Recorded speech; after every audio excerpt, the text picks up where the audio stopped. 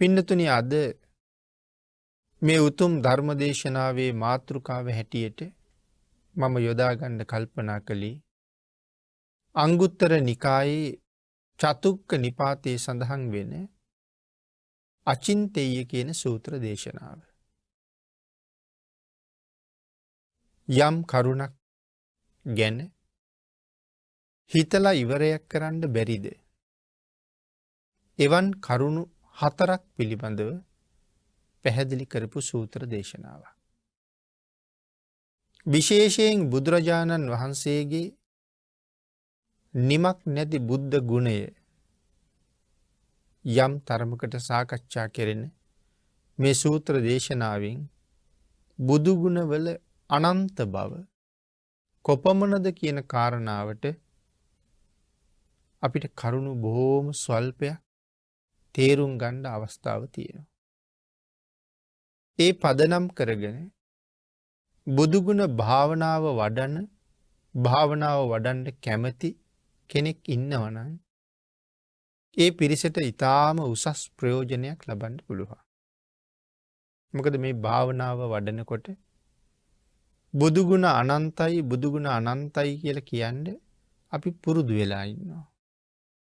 නමුත් බුදුගුණ අනන්තයි කියලා කියන්නේ වචන මාත්‍රයකට විතරයි අපි. එහෙම සඳහන් කළා කියලා බුද්ධ ගුණය අපේ හිතේ වැඩෙන බවක් නැහැ. එහෙමනම් බුදුගුණ අනන්තයි කියලා කියහම බුදුගුණ අනන්ත වෙන්නේ කොහොමද? අනන්ත උනේ කොහොමද කියන කාරණාව තේරුම් ගන්න පුළුවන්කම තිබුණොත් ඒ ඔස්සේ සිත මෙහෙයවන්න පුළුවන් නම් තමයි ඒ නිමක් නැති ගුණය තුල අපේ හිත වැඩෙන්න පටන් ගන්න. එමනම් එවන් කාරණාවක් සම්පූර්ණ කරන ශ්‍රද්ධාවන්තයන්ටත් මේ සූත්‍රය බොහෝම උපකාරයි. අනිත් සියලු දෙනාටමත් තමන්ගේ සදහැ සිත භාග්‍යතුන් වහන්සේ කෙරෙහි පුබුදවා ගන්න මේ සූත්‍රය බොහෝම උපකාරයි. අපි මේ සූත්‍රයෙන් කරුණු ටිකක් සාකච්ඡා කරමු. මුළු සූත්‍රයම අපිට එක දේශනාවකින් නිමා කරන්න බැරි වෙයි. ඒ නිසා දේශනා කීපයක් සාකච්ඡා කරන්න බලාපොරොත්තු වෙනවා.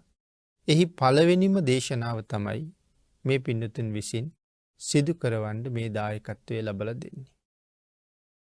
අපේ බුදුරජාණන් වහන්සේ මේ දේශනාව ආරම්භ කරන්න යෙදුනා චත්තාරි මානි භික්ඛවේ අචින්තේයානි න චින්තේ තබ්බාති. මහණෙනි, නොසිතිය යුතු අචින්ත්‍ය ධර්ම 4ක් මේ ලෝකේ තියෙනවා. යානි චින්තේන්තු උම්මාදස්ස විඝාතස්ස භාගියස්ස. යම් කාරණාවක් හිතද්දි හිත උමතු බවට පත් වෙනවද? සිහි විකල් බවට පත් වෙනවද? හිතට මහත් වූ වෙහෙසක් දැනෙනවද? එවැනි කරුණු 4ක් ලෝකේ තියෙනවා. මේ මුල් පැහැදිලි කරපු කාරණාවම තමයි මේ නැවත පැහැදිලි කරන්නේ. යම් කරුණක් ගැන හිතනකොට හිත උමතු භාවයට පත් වෙනවද? ඒ වගේම සිහිය විකල් වෙනවද? හිතට මහත් වූ වෙහෙසක් දැනෙනවද? එහෙම කරුණු 4ක් තියෙනවා කියලා දේශනා කරනවා. කතමානි චත්තාරි. මහණෙනි, මොනවද ඒ කරුණු 4? භාග්‍යතුන් වහන්සේ නැවත දේශනා කරනවා බුද්ධානං භික්ඛවේ බුද්ධ විෂයෝ අචින්තයෝ නචින්තේ තබ්බ. මහණෙනි, ඒ කරුණු 4 පළවෙනි එක තමයි මේ බුද්ධ විෂය කියලා කියන්නේ. කෙනෙකුට කවදාවත් හිතලා ඉවර කරන්න බෑ. ඒ කාරණාව පින්නතුනි අපි බොහෝ තැන්වලින් අහලා ඉගෙනගෙන තියෙනවා. ඒක ගාථා රත්නයක් සිහිපත් කළා. බුද්ධෝපි බුද්දස්ස භනෙය්‍ය වන්න කප්පම්පි චේ අඤ්ඤ මභා සමානෝ කීයේත කප්පෝ චිර දීග මන්තරේ වන්නෝන කීයේත තථාගතස්ස බුද්ධෝපි බුද්දස්ස බණෙය්‍ය වන්න. බුදුරජාණන් වහන්සේ නමකගේ ගුණය තවත් බුදුරජාණන් වහන්සේ නමක් විසින් කප්පම් පිචේ අඤ්ඤ මබහා සමානෝ මහා කල්පයක් පුරාවට එක දිගටම දේශනා කළොත් කීයේත කප්පෝ චිර දීග මන්තරේ වන්නෝන කීයේත තථාගතස්ස. ඒ බුදුරජාණන් වහන්සේට මේ බුදුගුණය එක දිගට වර්ණනා කරනකොට මහා කල්පය ඉවර වෙනවා. මහා කල්පය ඉවර වුණ නිසා ඉතුරු බුදුගුණ ටික දේශනා කරන්න කාලයක් නැතු වෙනවා. මහා කල්පයේ ඉවර වෙන තුරු දේශනා කළත් ලෞතුරා බුදු කෙනෙකුට තමන් වහන්සේගේ ශ්‍රී මුඛයෙන් අනික් බුදුරජාණන් වහන්සේගේ ගුණය වර්ණනා කරලා ඉවර කරන්න හැකියාවක් නැතු වෙනවා. එහෙනම් එවන් වූ ගුණය ගැන කොයි විදිහට හිතන්නද?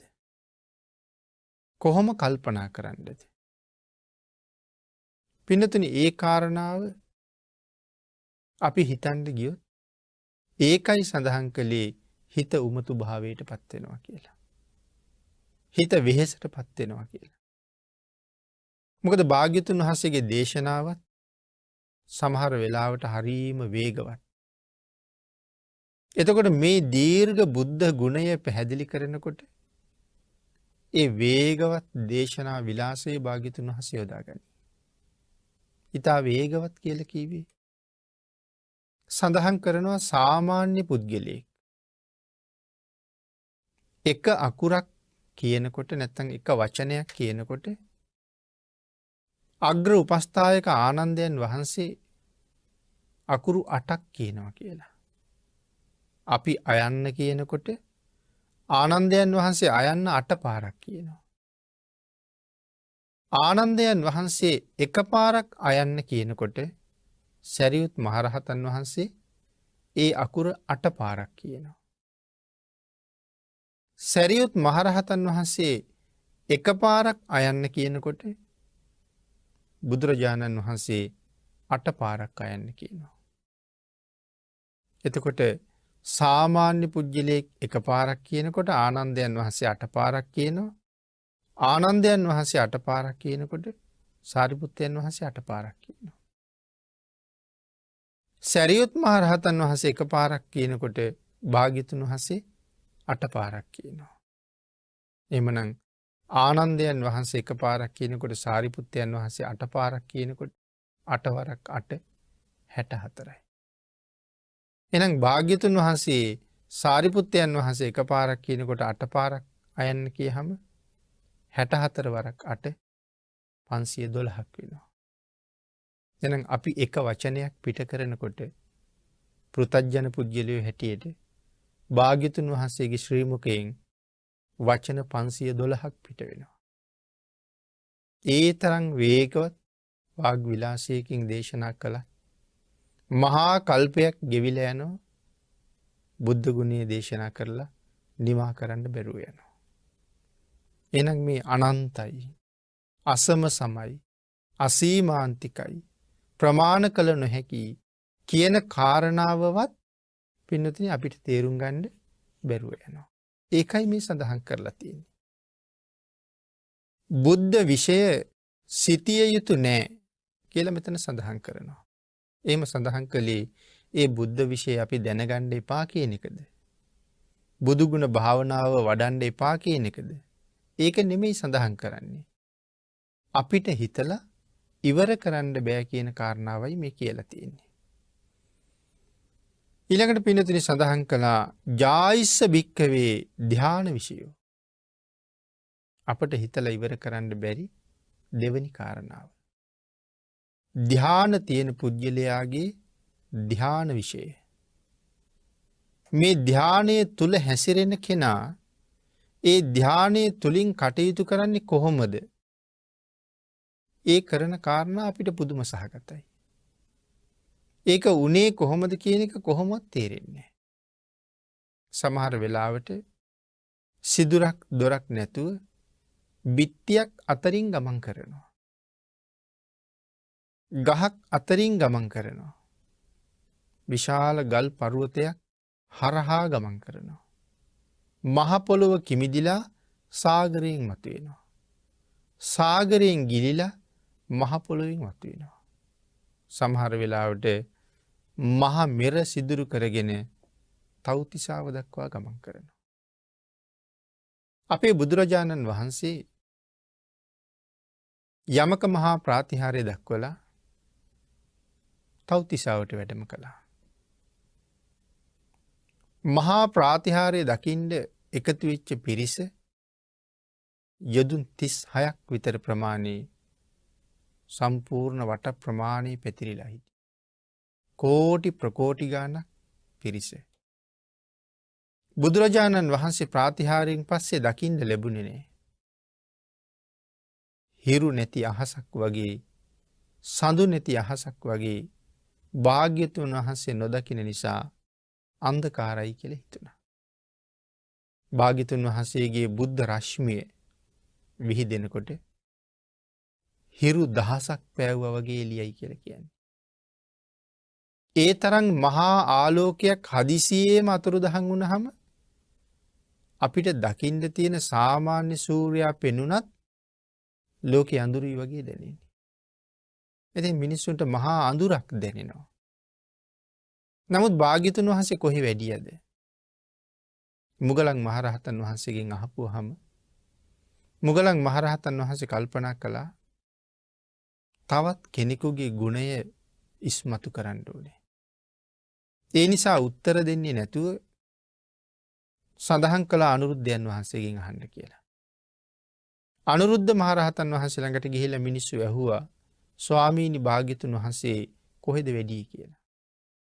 උන්වහන්සේ සඳහන් කළා අපේ බුදුරජාණන් වහන්සේ 7 වෙනි වස් කාලේ ගත කිරීම සඳහා ප්‍රාතිහාර්යයෙන් පස්සේ තව්තිසාවට වැඩිය කියලා. දැන් මිනිස්සු කවදා හරි බුදුරජාණන් වහන්සේ ආපහු දැකලාමයි යන්නේ කියලා හිතුවා. ඒ නිසා මේ මිනිස්සු එතෙන්ටම වෙලා ඉන්නවා. ඉතින් පින්නතුනි ඒ කාරණාවත් ඊටාම ආශ්චර්ය කරුණක් තවත් දීර්ඝව පැහැදිලි කරන්න අවශ්‍යයි. පස් කාලේනේ එළඹෙන්නේ ඉන්නේ.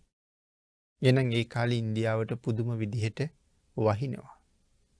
ඒකනේ භාග්‍යතුන් වහන්සේ වස් කාලේ අනුදැනවදාලේ. නමුත් මේ කෝටි ගාණක් මිනිස්සුන්ට කවුරුවත් ගෙවල් හැදුවද? නමුත් සඳහන් කරනවා මුළු දඹදිවට එක විදිහට වහිනවා. නමුත් මේ මිනිස්සු පැතිරිලා ඉන්න යොදුන් ගාණක් භූමි භාගයට එක වැහි බිඳුවක් වැටෙන්නේ නැහැ කියලා. ඒ භාග්‍යතුන් වහන්සේ වෙනුවෙන් බලාගෙන ඉන්නේ. චූලානාථපිණ්ඩික සිටුතුමා මේ කෝටි ගාණටම කණ්ඩ දෙනවා. කෑම දෙනවා, බීම දෙනවා, ඇඳුම් පැළඳුම් දෙනවා, බේත් හේත් දෙනවා, අවශ්‍ය සියලුම දේවල් දෙනවා. නමුත් චූලානාථපිණ්ඩික සිටුතුමා කියලා කියන්නේ අමිත භෝගී සිටුවරුන්ගෙන් කෙනෙක් නෙමෙයි. එහෙනම් සිටුතුමාට කොහෙන්ද මෙච්චර ධනෙ? සඳහන් කරනවා සිටුතුමා ගාව තියෙන මුළු ධනස්කන්ධය මේ මිනිස්සුන්ට එක වේලක් කන්න දෙන්න පුළුවන්. එහෙනම් එක වේලක් දෙනකොට ගබඩා ටික ඔක්කොම හිස් වෙනවා.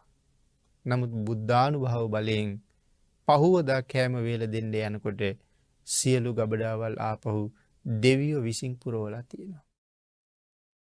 නමුත් අපි සඳහන් කරන්න හැදුවේ දැන් මේ මිනිස්සු භාග්‍යතුන් වහන්සේ වඩිනකම්ම බලාගෙන ඉන්නවනේ. එක දවසක් මහමුගලන් මහරහතන් වහන්සේ ළඟට ගිහිල්ලා සඳහන් කරනවා ස්වාමීනි අපි දැන් දවස් 83ක් එක දිගට බලාගෙන ඉන්නවා භාග්‍යතුන් වහන්සේ දකින්න. තව කොච්චර කල්යයිද වඩින්න කියලා. මහමුගලන් මහරහතන් වහන්සේ මහ පොළොවට කිමිදිලා මහ පෘථුවිය යටින් ගිහිල්ලා සාගරයේ මැදින් මතුවුණා. ඉන්ද්‍රනීල මාණික්කයක් වගේ සාගරයේ නිල් පාට ජලතලයේ මත උන්වහන්සේ සියලු දෙනාට පෙනී හිටලා අදිෂ්ඨානයක් කළා තව්තිසාව දක්වා මම මහමෙර සිදුරු කරගෙන යනවා සකල ලෝක වාසීන්ට ඒ බව පේන්න ඕනේ කියලා. නැවත සාගරයේ කිමිදිලා යදුන් 84000ක් මහමෙර. මුලට ගිහිල්ලා එතන ඉඳලා තව්තිසාව දක්වා මහමේරු පර්වතයේ ඇතුළෙන් වඩිනවා. විශේෂයෙන් සඳහන් කරනවා සතර මහා දිවයින වාසීන්ටම පේනවා. මහමේරු පර්වතයේ සිදුරු කරගෙන වඩිනවා. එක එක විදිහට එක එක දිවයිනට පේනවා. ඉන්ද්‍රනීල මාණික්කයක් ගමන් කරනවා වගේ. රක්ත වර්ණ මාණික්කයක් ගමන් කරනවා වගේ. ස්පටික මාණික්කයක් ගමන් කරනවා වගේ. එතකොට මේ ධානවන්තයෙකුගේ ශක්තිය. එහෙම ගමන් කරලා තව්තිසාව මුදුනේ තව්තිසාව තියෙන්නේ මහමෙර මුදුනේ. යදුන් 84000ක් උසින් තියෙන්නේ. පළවෙනි දිව්‍ය ලෝකී චාතුම් මහරජකේ මුලින් හම්බ වෙන තැන යදුන් 42000ක් උඩින් තමයි තියෙන්නේ මනුස්ස ලෝකෙ.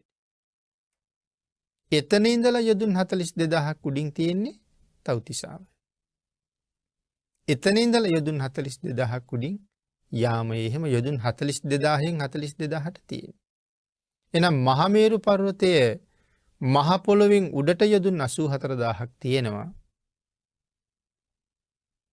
උන්වහන්සේ යදුන් 84000 කෙරවල කරන්නේ තව්තිසාවෙන්. භාග්‍යතුන් වහන්සේගේ සිරිපතුල ස්පර්ශ කරගෙන භාග්‍යතුන් වහන්සේ ළඟින් මතුවෙනවා. දෙවියන්ට පවා පුදුමයි. සක්වලවල් 10000ක දෙවියෝ රැස් වෙලා එක ඉදිකටු සිදුරක් ඇතුලේ දෙවිවරු 60ක් විතර ඉන්න වෙලාවේ මහතෙරුන් වහන්සේ බුදුරජාණන් වහන්සේගේ සිරිපතුල ළඟට වැඩි කොහොමද කියලා. නමුත් කාරණාව අහගෙන ඉන්නවා මිසක් මේ මහා පර්වත රාජයා තුලින් කිමිදිලා භාග්‍යතුන් වහන්සේගේ සිරිපතුල ළඟට උන්වහන්සේ වැඩපු හැටි අපිට තේරෙන්නේ නැහැ. එහෙනම් ධානලාභීකුගේ ධාන විෂය සාමාන්‍ය පුජ්‍යලයකට කවදාවත් තේරුම් ගන්න බෑ. මේ සඳහා කරුණු තව ඕන තරම් සාකච්ඡා කරන්න තියෙනවා. ඊළඟට පින්නතුනි කම්මස්ස විපාකෝ නැත්නම් කම්ම විපාකෝ භික්කවේ අචින්තයෝ නචින්තේ තබ්බෝ. මේ කර්මයාගේ විපාකය කොහොමද කියන කාරණාවත් අපිට කවදාවත් තේරෙන්නේ නැහැ. කුසල කර්ම වේවා අකුසල කර්ම වේවා විපාක දෙන හැටි තේරෙන්නේ නැහැ.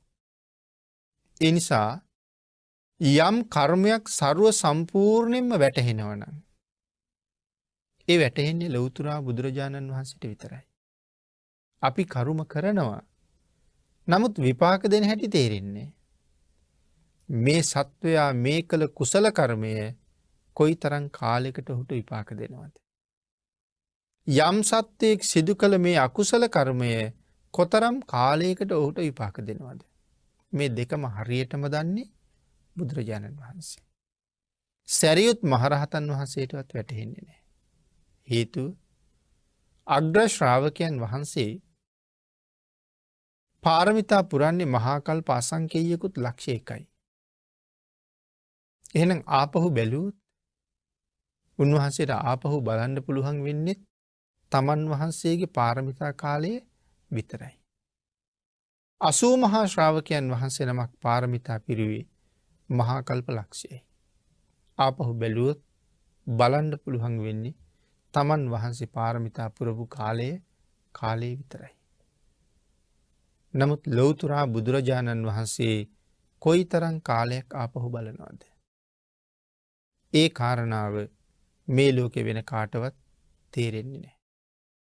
කොයිතරම් අතීතයේ බැලුවත් මහා කල්ප අසංඛ්‍ය අප්‍රමාණ තරම් අතීතයට බැලුවත් ඒ කාරණාව මේ දැන් තමන් වහන්සේගේ දැස ඉදිරිපිට සිදු වුණ දෙයක් වගේ සියලුම කාරණා පැහැදිලි කරන්න බුදුරජාණන් වහන්සේට පුළුවන්. පින්නතුනි සමහර කුසල කර්ම තියෙනවා. මහා කල්ප ගණන් විපාක දෙනවා. බුද්ධාන්තර ගණන් විපාක දෙනවා. නමුත් එහෙම විපාක දෙන අකුසල කර්ම ගැන සඳහන් කරලා නැහැ. ඒකත් මේ ලෝකේ පුදුමයක්. මනුස්ස ලෝකේ ජීවත් වෙන කෙනෙක් කරන බලවත්ම අකුසල කර්මය ආනන්තරීය කර්මය. කොච්චර කාලයක් විපාක දෙනවා කියලා සඳහන් කළාද? අන්තර්කල්ප 1යි. අවීචයට ගියොත් ආනන්තරීය කර්මයක් කළොත් අවීචයට යනවමයි. අන්තර්කල්පයක් විපාක දෙනවා. එතකොට අන්තර්කල්පයක් කියලා කියන්නේ මහා කල්පයේ 256න් එකක්. මහා කල්පයක් ඇතුලේ අන්තර්කල්ප තියෙනවා 256ක්. ඒ 256න් එකක් තමයි ආනන්තරීය කර්මය විපාක දෙන්නේ. නමුත් පින්නතුනි බුදුරජාණන් වහන්සේ නමකගේ සුගන්ධ කුටියේ සුවඳ දුමින් සුවඳවත් කරපු එක සදහැවතෙක් මහා කල්ප 30000ක් සුගතියේ ඉපදිච්ච බව ධර්මයේ සඳහන් කරනවා. අපේ බුදුරජාණන් වහන්සේට සමන් මල් පූජා කළ සුමන මාලාකාරය අනාගතයේ අති දීර්ඝ කාලයක් මහා කල්ප ලක්ෂයකට තරම් ආසන්න කාලයක් සුගතියේ උප්පත්තිය ලැබෙනවා. අවසානයේ පසේ බුද්ධත්වයට ලැබෙනවා. එතකොට ආනන්තරීය කර්මයයි සමන් මල් මිටි අටක පූජාවයි. කුසල කර්මය මොනතරම් මහත් වෙනවද අකුසල කර්මයට වඩා. අන්න ඒ නිසාම තමයි අපිට කෙනෙකුට පින් අනුමෝදන් කරන්න පුළුවන්. නමුත් ධර්මයේ කොතනවත් කියලා නෑ පවුත් අනුමෝදන් කරන්න පුළුවන් කියලා. පව් දෙන්න බෑ. නමුත් පින් දෙන්න පුළුවන්. එහෙනම් පව ඒ තරම්ම ශක්තිමත් නෑ.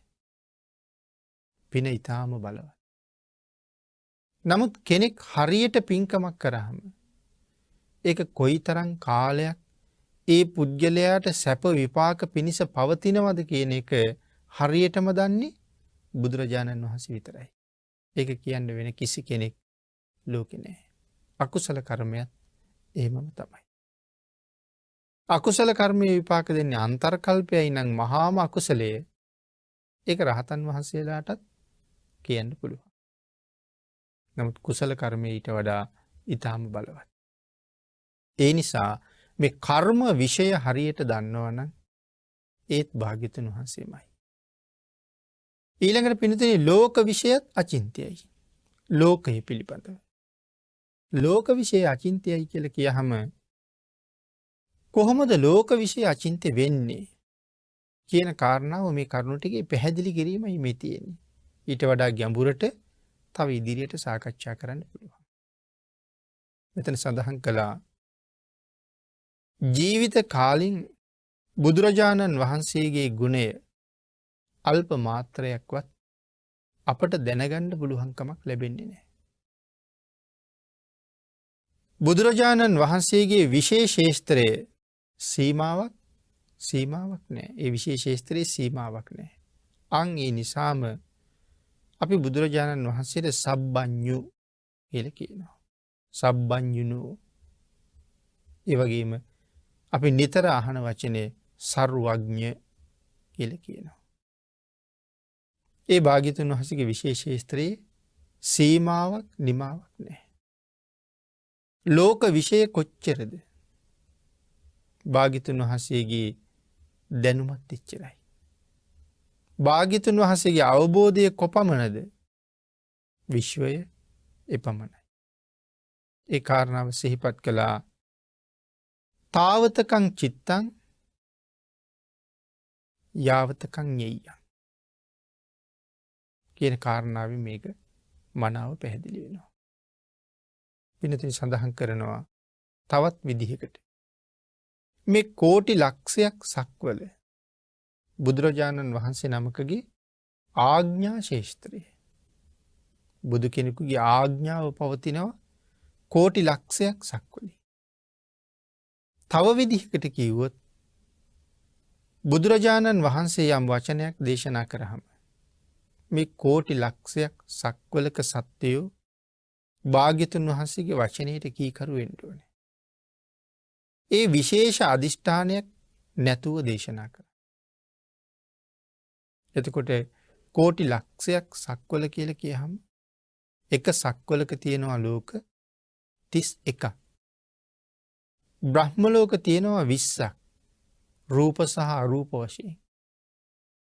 දිව්‍ය ලෝක තියෙනවා 6ක්.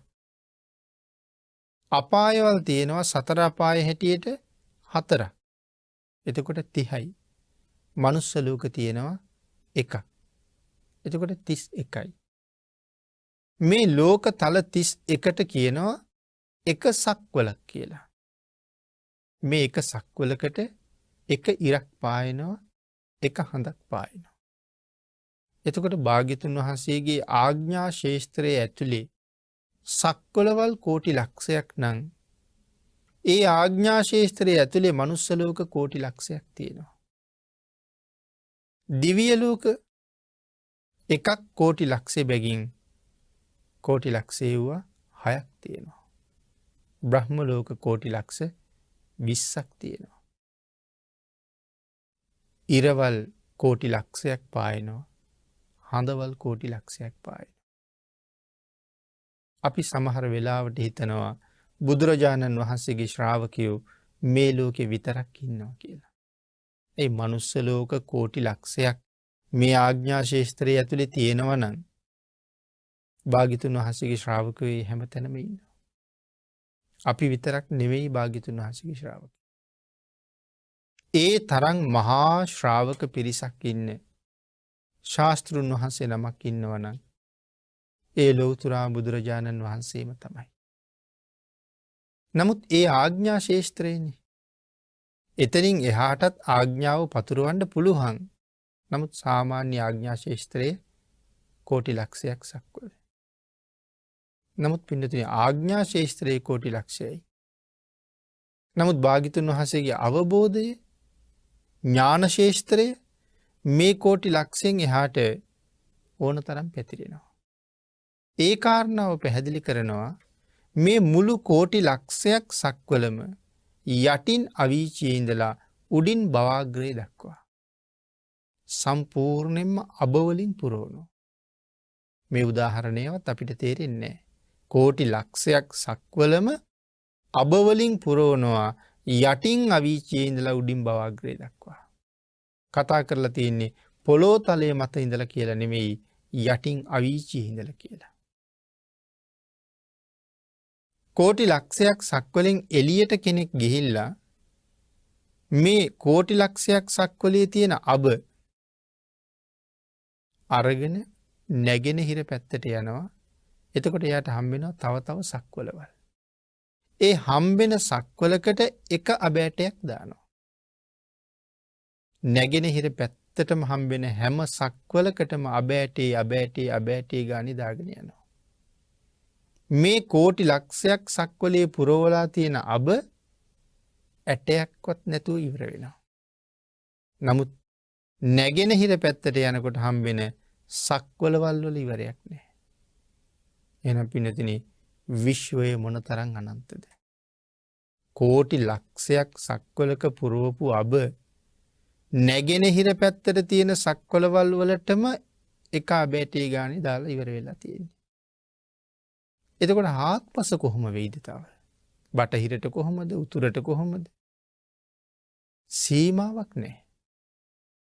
නමුත් මේ සීමාවක් නැති සක්වලවල් වල යම් කාරණාවක් බුදුරජාණන් වහන්සේගෙන් ඇහුවොත් අහලා ඉවර වෙනකොට ඒ සම්බන්ධ උත්තරෙත් භාග්‍යතුන් වහන්සේ ලබලා දෙනවා. දැන් නැගෙනහිර පැත්තට තියෙන සක්වලවල් ඉවර වුණේ නෑනේ. තව කොච්චර දාන්න වෙයිද නැගෙනහිරට ඉවර වෙන්නේ?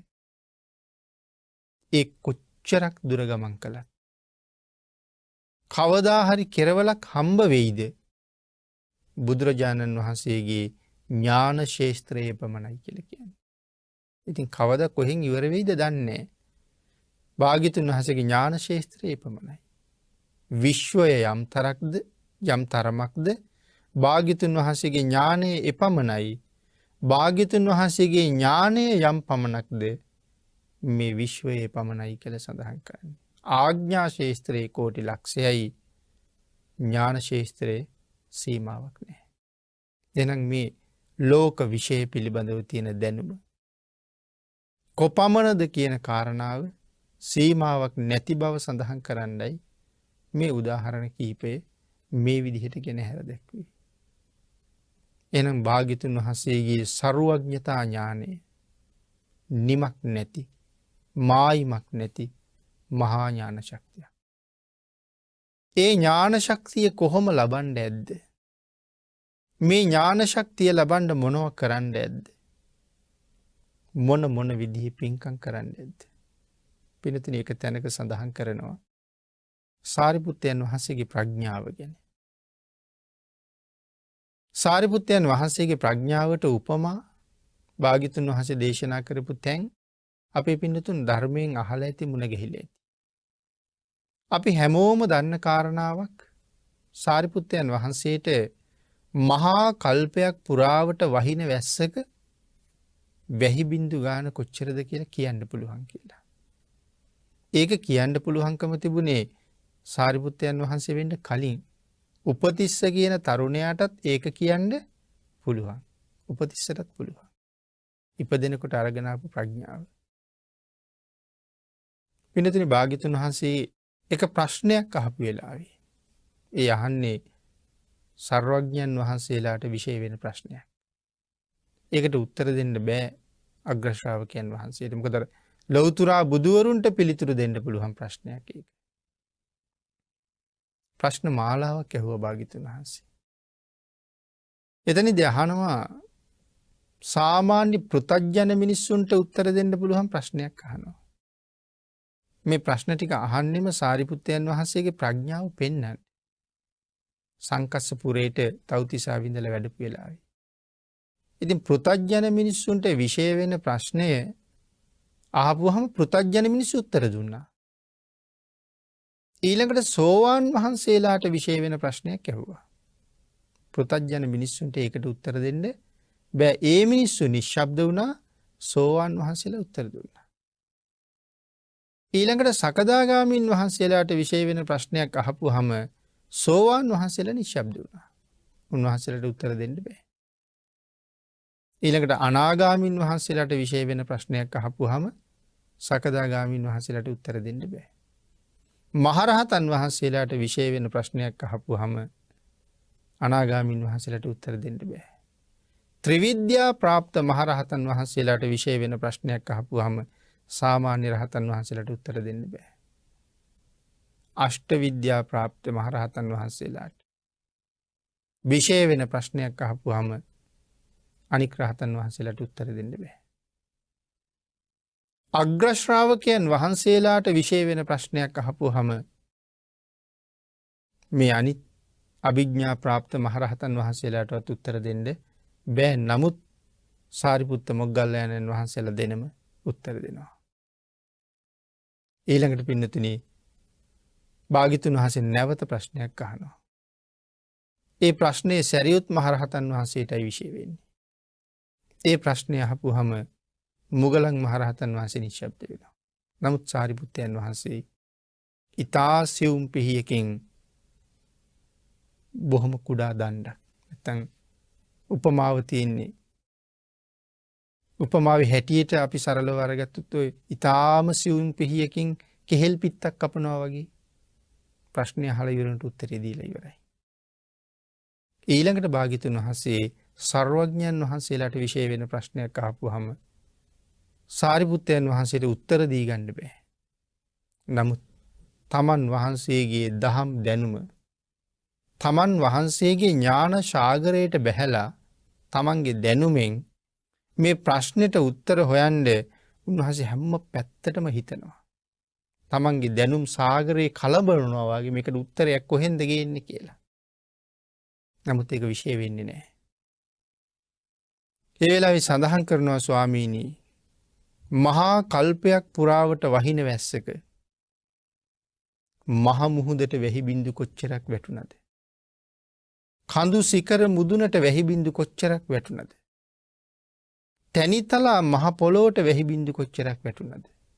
මේ මහා කල්පයක් පුරා වැටුණ වැස්සක වැහි බින්දු ගාන කියන්න පුළුවන් කියලා කීවට වෙන වෙනම කියනවා. කඳු උඩට කොච්චර වැටුණාද, මහ මුහුදට කොච්චර වැටුණාද, ගංගාවලට කොච්චර වැටුණාද, තැනිතලාවට කොච්චර වැටුණාද කියලා වෙනම කියන්නත් පුළුවන්.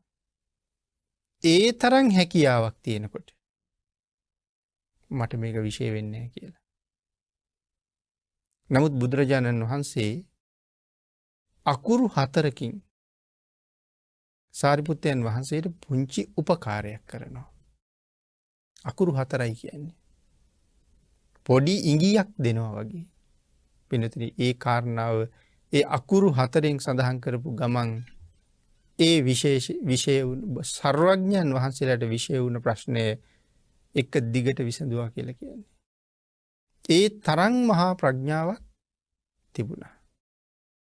ඒ ප්‍රඥාව මොනව නිසාද කියලා ප්‍රශ්නයක් අහනවා. මේ සා ප්‍රඥාවක් ලැබුවේ සසර මොනව කරපු නිසාද? මේ කාරණාව සඳහන් කරන තැන පැහැදිලි කරන්නේ ධර්මයේ ලියන්න මේ තල්කොළ සහ පන්හිඳක් දන් දීලා තියෙනවා කියලා. දහම් ධර්මයේ අකුරු කරන්න තල්කොළ ටිකක් සහ පන්හිඳක් දීලා තියෙනවා. ඒකෙන් තමයි මේ මහා ප්‍රඥාව ලැබුවේ කියලා. ඉතින් පින්නතුනි එහෙමනම් බණ අහනවා කියන එක, කෙනෙකුට ධර්මය අහන්න සලස්වනවා කියන එක, මේ කරුණුත් එක්ක අපි කරන පින්කමේ ආනිසංසයවත් හරියට කළොත් අපිට තේරෙන්නේ නැහැ. ඒ ආනිසංසයේ සංසාරේ කොයි තරම් කාලයක් අපිව සුවපත් කරයිද කියන කාරණාව අපිට තේරෙන්නේ නැහැ හරියට කළොත්. ඒකයි සඳහන් කළේ අපි කරන මේ පින්කමක ආනිසංසය පවා හරියටම දන්නවා නම් ඒ කර්මයේ විශේෂ වෙන්නෙත් භාග්‍යතුන් වහන්සේට විතරයි.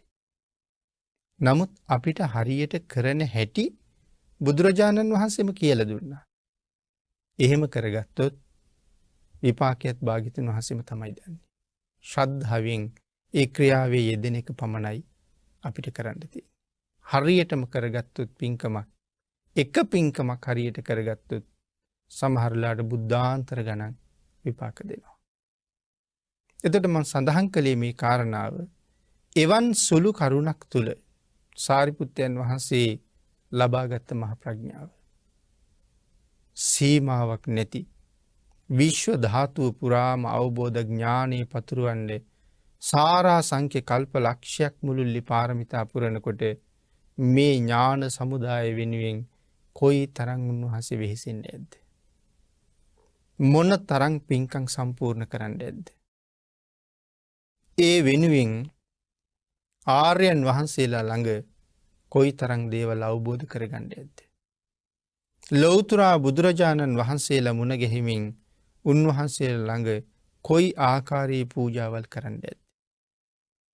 පින්නතුනි ලෝක විශේෂ පිළිබඳව මෙතරම් දැනුමක් තිබුණ කෙනෙක් ලෝකෙ හිටියානම් ඒ තවත් සර්වඥයන් වහන්සේ නමක් විතරයි. ලෝකය විශ්වය කොපමණද භාග්‍යතුන් වහන්සේගේ ඥානයේ පමණයි. භාග්‍යතුන් වහන්සේගේ ඥානයේ කොපමණද විශ්වයේ පමණයි කියන කාරණාව හිතේ ශ්‍රද්ධාව උපදවනවා මිසක් අපට එතනින් එහාට තේරෙන දෙයක් නැහැ. ආන් ඒකයි සඳහන් කළේ මෙන්න මේ කාරණා 4 පිළිබඳව. මේ ලෝකෙ කෙනෙක් හිතන්න ගියොත් උමතු තත්ත්වයටපත් වෙනවා. හිත වෙහෙසටපත් කරනවා කියලා සඳහන් කළේ ඒක. නැතුව අපට ඉගෙන ගන්න එපා කියන කාරණාව නෙමෙයි. එමනම් පින්නතුනි ධර්ම දේශනාවට වෙන් වෙච්ච කාලය අපිට නිමා වෙලා තියෙන නිසා අචින්තේය සූත්‍රයේ ආරම්භ කරමින් මූලික කාරණා 4 මෙන්න මේ කරුණු 4 ගැන නොසිතිය යුතුයි කියන කාරණා 4 විතරයි අපි මේ දේශනාවේ අද සාකච්ඡා කරන්න යෙදුනේ. මුලින් සිහිපත් කළා වගේ ඉදිරියට තියෙන කරුණු ටික ඉදිරියට දේශනාවක සාකච්ඡා කරන්න ඉතුරු කරමින් අපි අදට ධර්ම දේශනාව නිමා කරමු.